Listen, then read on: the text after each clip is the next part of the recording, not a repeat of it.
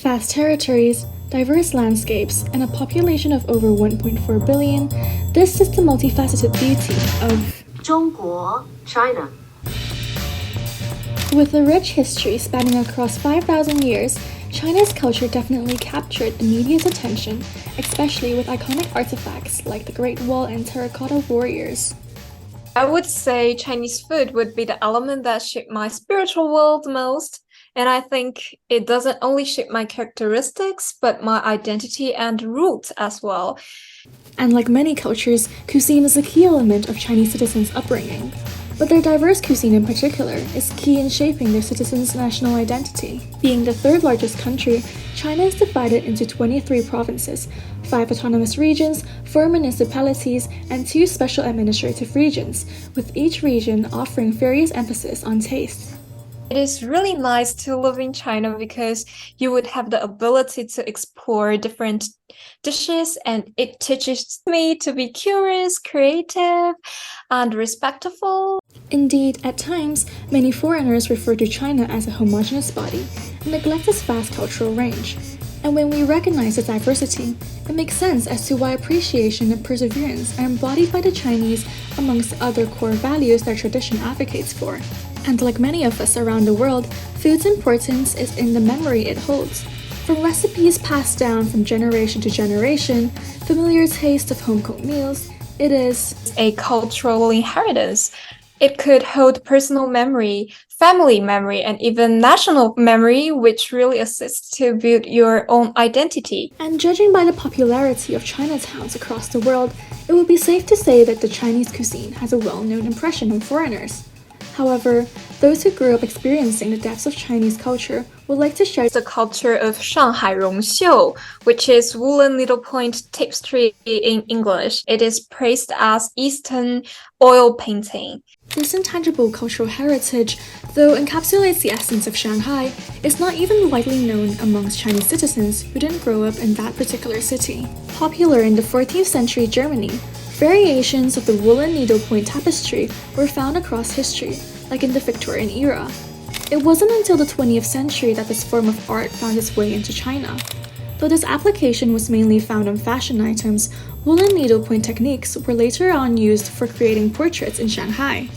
From my point of view, this really shows Shanghai's culture of tolerance, locality, and creativity.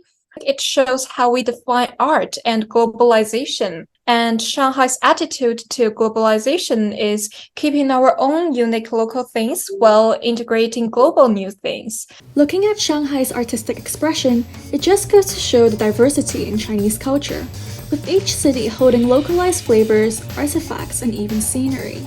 The trees in Shanghai, 梧桐树 and 弄堂, several families would live in a same building. On the street, there would be 梧桐树. Autumn, it became yellow and orange, and it is quiet there. Sometimes you can feel like you're part of the nature, and that's really the traditional Shanghai views. Just like the many layers of Chinese culture that could be unpacked, moving to London reveals unexpected aspects of the British culture that usually go amiss to those who live within. I really appreciate the culture of expressing and accepting appreciation in public.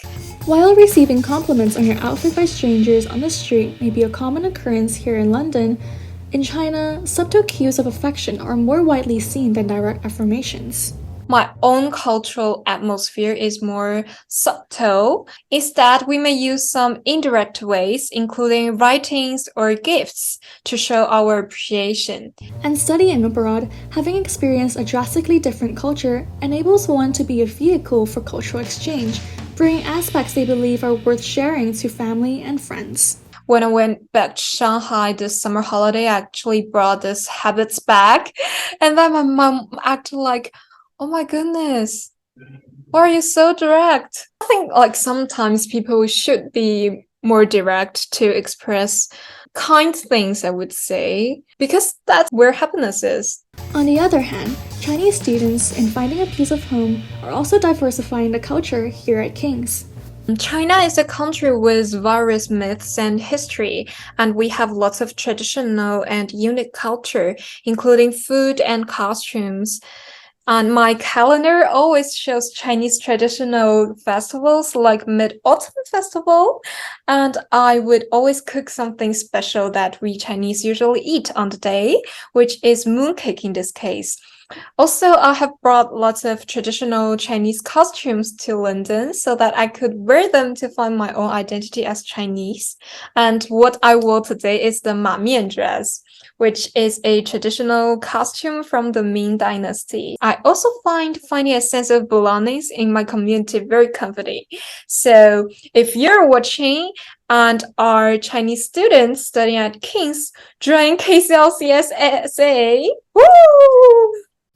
A welcoming community, flavors of Chinese cuisine, unique tapestry art. This is China seen through the eyes of Liana Shen.